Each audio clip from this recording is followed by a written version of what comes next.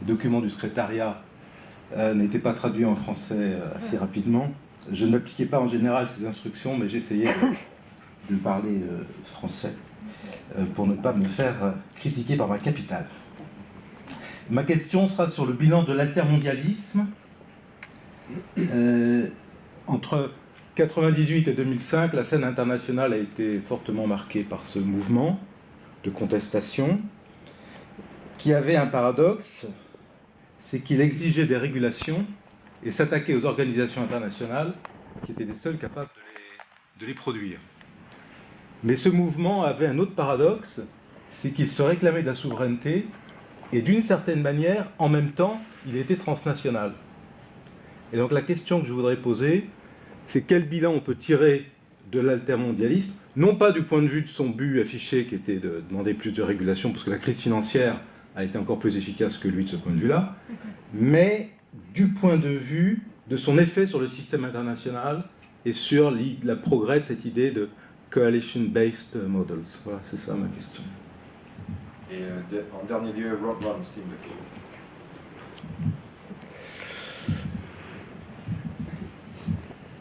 Thank you very much. Ronald Steenbeck. I work in the Trade Directorate on trade and environment issues. I had a question related to your comments about regulatory convergence and the whole issue of regulation now as a challenge. I was curious if you've given any thought to another trend which you didn't mention, which is the advent of regulations based on processes and production methods. These were the iconic trade and environment issues way back in the tuna dolphin and shrimp turtle cases. But one could look at those and say, well, at the limit, we're talking about things that somebody could actually go out and observe. We now have a whole number of PPM-based regulations that are mostly tied to carbon emissions and mostly based on life cycle assessments, which fundamentally depend on models that involve a lot of subjectivity and that are often based on rather dodgy data. In other words, at the end of the day, we're looking at regulations that are based on assumptions and data that are very contestable. So I was curious if you've had any thoughts about that trend as well in the context of your thoughts on regulations as a tariff, non-tariff barrier. Good. These are the three last questions for me. On the first question, I think this notion that this planet is becoming economically more and more interdependent that's more and more visible everywhere. And you're right, the crisis, which nobody was immune on this planet, except maybe North Korea, who's anyhow in a permanent state of crisis. This is there. But it also gives to globalization the sort of, because of what happened during the crisis, the sort of contamination version of interdependence. And not the sort of positive version of interdependence, which is, diversity, friendship, learning, curiosity, what all the kids do now when they want to travel all over the planet. So it also has created in many quarters the notion that the balance between benefits and costs of globalization, its obvious positive side and its obvious negative side, is tilted the wrong way. And in terms of, at least in large parts of the world, and notably in Europe, economic and social hardship, this creates aggressivity, and then you scapegoat the others. So I think it has worked both ways. The sort of notion that there are things which we need to do together to cover the risk which stem from higher interdependence is more there. If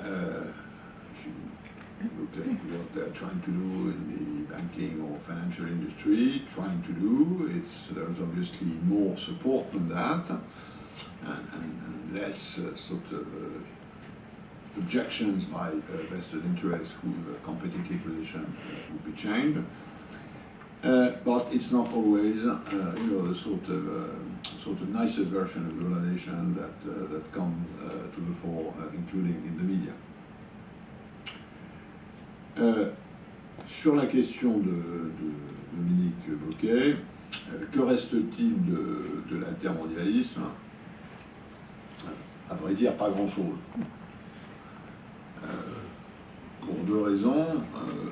La première, c'est que l'argument principal des altermondialistes était que l'ouverture des échanges / libéralisation, et je vais y revenir, c'était mauvais pour le développement. Ça, c'était, l'argument principal. Ce qui s'est passé depuis les années 90 a prouvé exactement l'inverse. L'ouverture de l'échange, c'est très bon pour le développement. Sous certaines conditions, et c'est un peu plus compliqué que ça, je le reconnais, et j'essaie d'expliquer ça aussi pédagogiquement possible dans ce petit livre. Mais disons, quand on a une thèse, et puis que 20 ans après, la réalité démontre le contraire de la thèse, ça finit quand même par avoir un effet. Les gens savent, de temps en temps, savent regarder les choses telles qu'elles sont. La deuxième, c'est que la deuxième raison, c'est que il y avait une confusion plus ou moins intentionnellement entretenue, ça dépend des interlocuteurs. J'en connais qui le faisaient de manière très, très innocente, j'en connais d'autres qui le faisaient de manière plus perverse, entre ouverture et dérégulation. C'est ce mot liberalisation en anglais, libéralisation en français, libéralisation en espagnol, qui pour beaucoup de gens veut dire à la fois ouverture et dérégulation. Quand on dit libéralisation des télécoms, on pense à dérégulation des télécoms. Or, cette ambiguïté-là, petit à petit, le temps, et notamment aussi ce qui s'est passé pendant la crise, a fait apparaître une certaine disjonction qui est la disjonction réelle de ces deux notions. On peut ouvrir et réguler, ouvrir et déréguler, fermer et ne pas réguler, fermer et réguler. J'ai toujours donné l'exemple des États-Unis et du Canada pendant la crise financière. Voilà, deux économies totalement ouvertes l'une à l'autre, y compris sur le plan des services financiers, et alors, tout le reste, petite exception culturelle d'une certaine forme. Mais à part ça, je ne pense pas qu'il y ait deux économies, disons deux pays étrangers l'un à l'autre, deux nations, dont l'économie soit aussi interpénétrée. Bon. D'un côté de la frontière, le système bancaire explose, de l'autre côté, calme plat. C'est pas le fait que les échanges étaient ouverts, c'est le fait que dans un cas ils étaient régulés, et dans l'autre cas ils ne l'étaient pas. Et je crois que la pédagogie de cette différence a petit à petit amené un certain nombre de gens pour qui ouverture c'était dérégulation, a au fond changé d'avis, ce qui a en quelque sorte réduit disons la masse critique de supporters dans l'opinion publique. Alors reste que il y a quelque chose qui reste vivace, et d'ailleurs qui me préoccupe aussi sur le plan philosophique, c'est tout ce thème Our world is not for sale. C'est-à-dire, est-ce que la globalisation conduit à la marchandisation systématique de tout, toutes les activités humaines, et là il y a un vrai sujet sur lequel il faut réfléchir. Disons, là, on est plus proche d'une critique théorique du capitalisme de marché tel qu'il fonctionne, plutôt que de dire il faut fermer la Banque mondiale ou fermer l'OMC. d'ailleurs, on a vu avec le temps, hein, ça a commencé par Think WTO, puis après c'était Shrink WTO, et puis après c'était Reform WTO. Assez normal dans une démarche critique d'analytique. On PPMs, I mean, PPMs are one of the versions of precaution. One of the versions of the administration of precaution is process and production methods. It has to do with labeling, it has to do with the sort of tracking the production chain in chemicals or food or whatever. And by the way, if I look at the jurisprudence of the appellate body of the WTO, the interpretation, I mean the attitude of the judge to PPM has flexibilized considerably with time. When you get the first sort of appellate body decisions and the ones sort of 10 or 15 years later, there is quite a difference. And these issues are there for the future. I think the intellect that sort of wrote the most lucidly, although it was in 1944 on these issues, remains Karl Polanyi, with this notion that there is a process which risks disembedding the economy from society. And that the whole process of harnessing globalization is precisely about re-embedding society and the economy. And if I look at the OECD logo, that's exactly what's behind this better policies for better life. And when you look at the work of this organization in what it produces, there's in a way one common theme, which is keeping economy and society in the same bed. And we know that globalization sometimes leads to situations which Karl Polanyi described in looking at what happened before the Second World War, where there is this risk.